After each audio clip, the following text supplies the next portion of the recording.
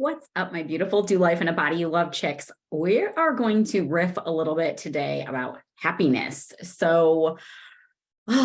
such a very large topic, right? On one hand, we all want to be happier. Who doesn't want to be happier, right? But there is like so many misconceptions about being happy. And half the time, the things that we're doing to try to like create happiness are actually stealing our happiness. And so I feel like this is like a really important topic, but it could get really, really heavy for some people. But I talk to women all the time, like all the time, who have these beautiful, amazing, lovely lives, and they don't feel fulfilled. They don't feel happy. In their daily grind, they feel stressed, overwhelmed, exhausted, you name it, name all the negative things. And that's how they're feeling. And then on top of already feeling bad, they then feel guilty for feeling bad. They feel guilty that they feel that way. And so they're like stuck in this vicious cycle and like feeling bad that they don't feel happy. And so let's myth bust happiness a little bit here. Your happiness does not come from external things. So I don't care how amazing your husband is, how much money you guys have, how beautiful your home is. Should you be grateful for those things? Yes. Gratitude and happiness aren't the same thing though. And your happiness is not going to come from those things. And conversely, like you're not responsible for anybody else's happiness either. And we put a lot of pressure on ourselves as women to make everybody in our world happy. If our kids aren't happy, we freak out. If our husband's not happy, if our boss isn't happy, and it's like we're not actually responsible for other people's happiness, and being happy all the time is not realistic. And I don't think it's even actually something that we should be striving for. I think that there are other things to strive for other than happiness.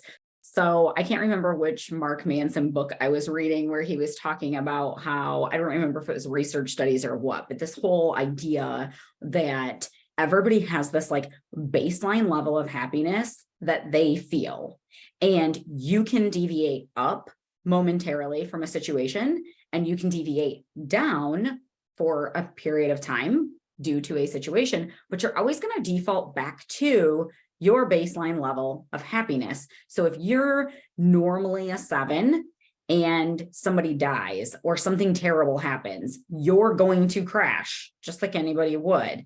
But over time, through healing, blah, blah, blah, you're going to go right back up to a 7. Now you win the lottery, you get a new job, you're dating a new guy, like whatever the thing is, you're now an 8, 9, or a 10.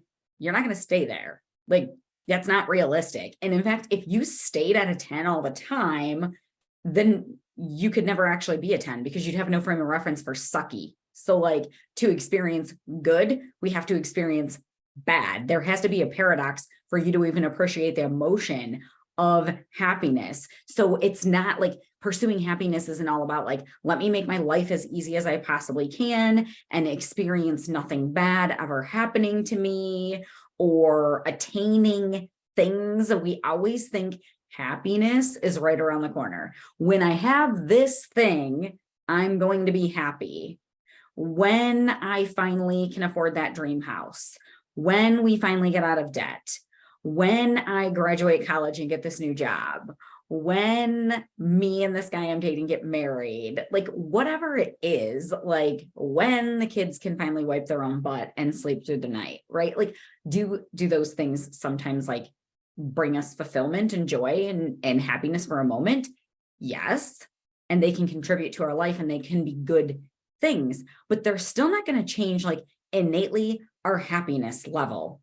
But when we're told this crock of crap, trying not to swear, you guys, aren't they doing good? When we're fed this crock of crap that we should just always be happy and that happiness is the goal and you should just do whatever makes you feel good, it sets this expectation that that's even possible, and it's not. And then when we don't feel happy all the time, we think something's wrong with us. Look, if you don't feel happy all the time, there's nothing wrong with you.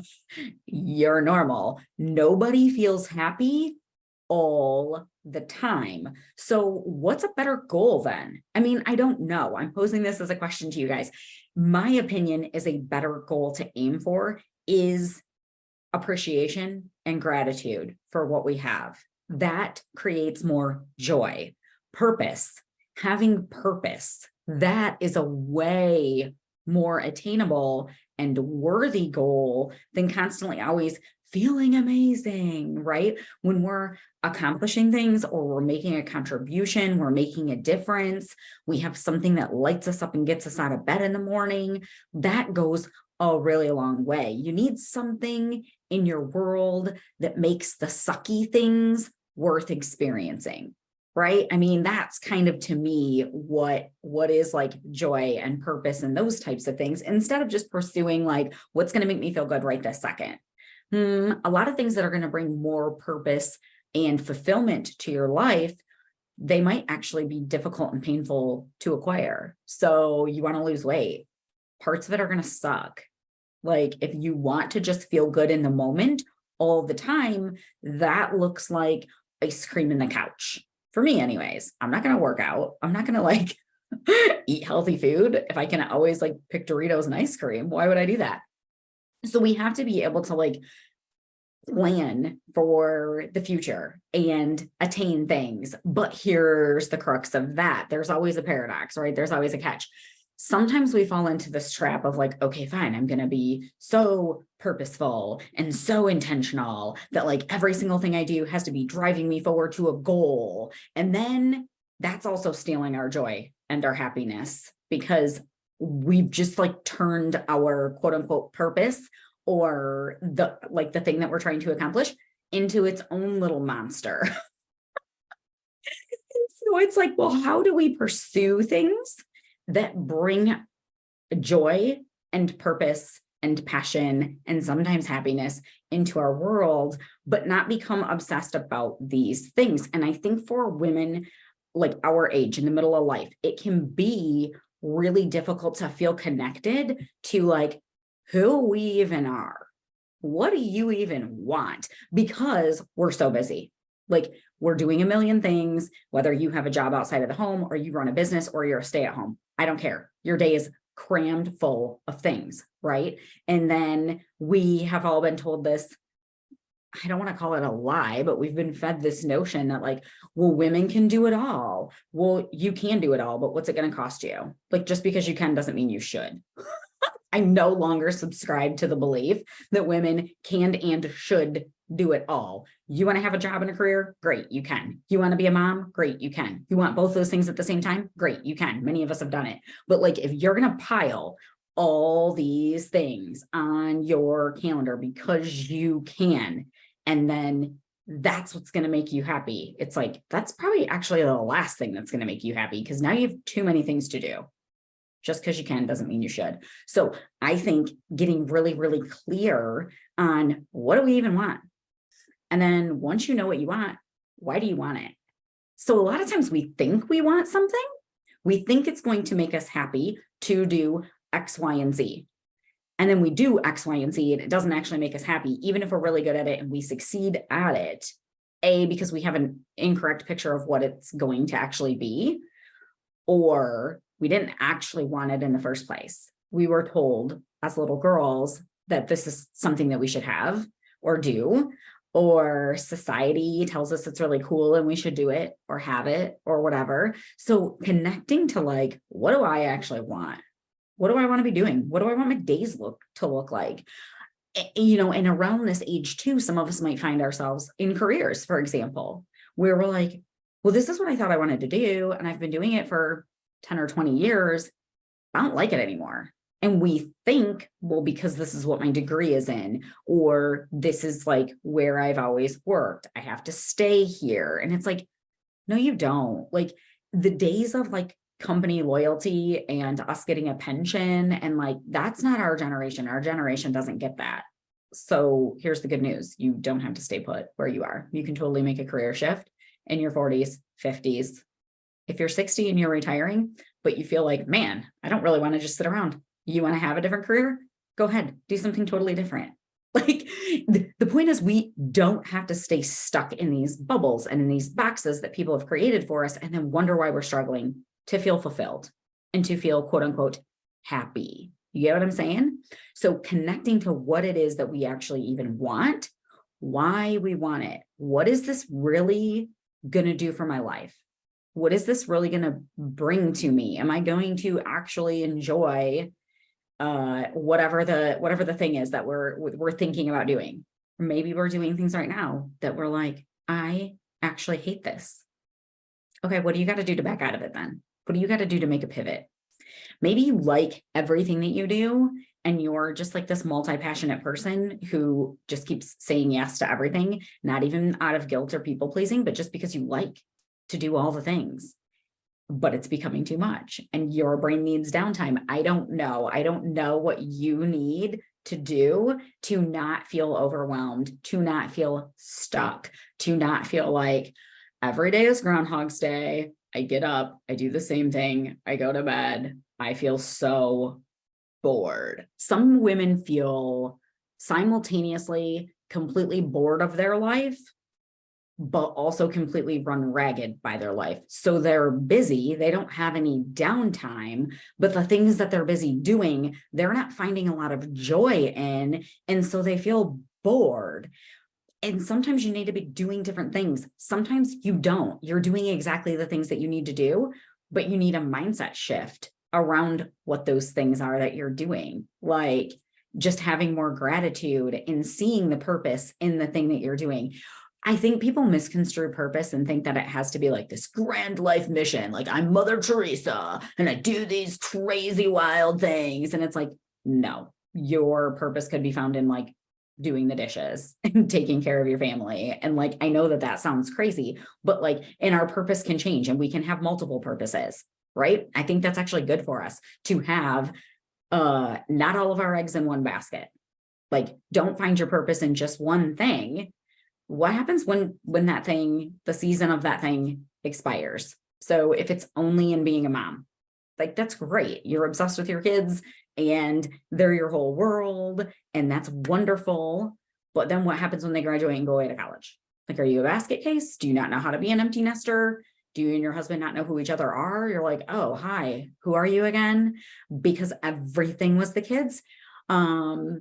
That's just like one small example. If you're like very wrapped up in like who your identity is because of your career, like I am a nurse. Well, then what happens if the day comes where you're like, I don't want to do this anymore? Or God forbid you can't for some reason. Like, does it just wreck you and you have nothing else because that's your singularity of focus? So I think it's good for us to be like multi-passionate to a certain degree and have different things that bring different elements into our life, but not like focused on so many things that our head's going to explode. So again, there's always like extremes, right? I'm just bored and I have no purpose in anything, or I'm trying to find happiness and joy in like doing 1 million things. And it can be a little bit wild to navigate. But today I want to challenge you to like rethink about happiness, like how you define it, what it means for you, and where are you seeking happiness in your life? Or what expectations are you putting in yourself to provide happiness for others? Because the reality is like, that's an internal thing. Nobody else can make you happy. No situation is going to change your happiness. It really is a mindset.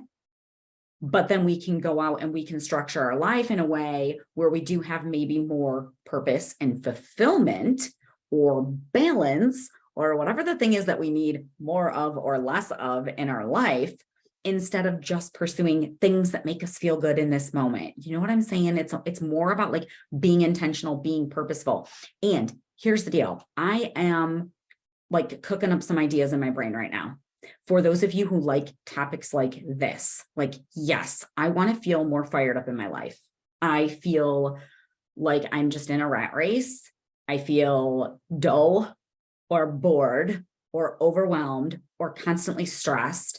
And I don't want us kicking the can down the road to get that in check until the next season of life. A lot of times I think for women in this phase of life, we think, okay, well, once this season's done, then I'm going to get back to being me. And it's like, no. That's just wishing your life away. That's what that's doing. Like you can find joy and peace and fulfillment right now, no matter how crazy life is, or no matter how wonky your relationships seem to be in this moment, or like whatever the thing is that there's a disconnect. Maybe it's just because you don't even take the time to know who you are anymore, and we need to connect to that.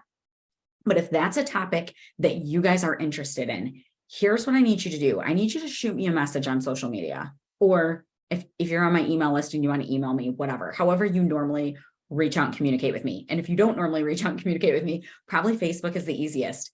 Find me on Facebook, shoot me a message and tell me that either you can just simply say, yes, I am interested in the topic that you were talking about on the podcast about just like feeling more fulfilled, feeling more fired up. Like I want my life to just feel like, oh, so lit up. And I don't feel that. You just tell me that, or tell me even better, what you want more of in your life. What kind of experiences do you think you need? What do you want to feel more of? What are the pivots that you think you need to make in your life to have a, I don't want to say happier, but maybe a more purposeful or just more fired up? I have no better way to say it than just being fired up. Like just being like, yes, I love my life. My life's great. Even when life's giving you a shit sandwich and like things are chaotic, but you like having this like calm, like, yeah, but it's all still beautiful and wonderful. And I freaking love my life. If you are interested in getting there and you want more content like this, I have some ideas. I might even create something specific around this, but I need to know if you guys actually want it. So if you do, reach out, let me know. I know this one was a little bit scattered because I just had this on my mind. Like so many women have said some things to me lately about their happiness or their lack thereof. And so I just wanted to kind of like throw this idea out there to you guys that like happiness really isn't the be all end all. External situations are not what create our happiness, but you're all capable of increasing like your good vibes and the love that you have of your life right now. So play with all of that, and I will catch you on next week's episode.